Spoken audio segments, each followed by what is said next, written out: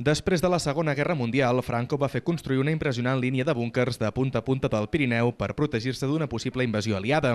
Al Veridà, sobretot als entorns de Martinet i Mussa, se'n van construir molts, i això va marcar força la seva gent, que va haver de conviure amb els militars durant uns quants anys.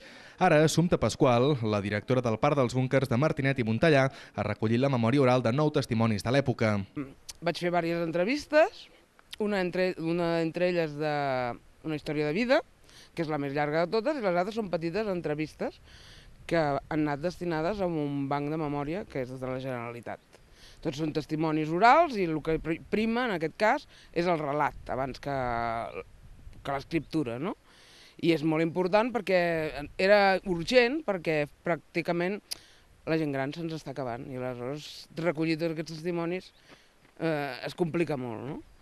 I es va fer durant el 2010 o 2011 aquest projecte i es va entregar.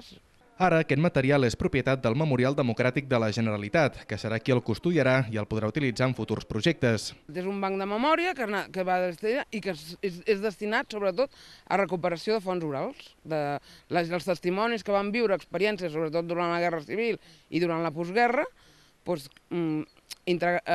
passar-les en aquest banc de memòria com a projecte de futur per possibles generacions que no s'oblidi i que la memòria resti present i sobretot per restablir la memòria de tota aquella gent que va patir aquelles circumstàncies en aquells moments, no?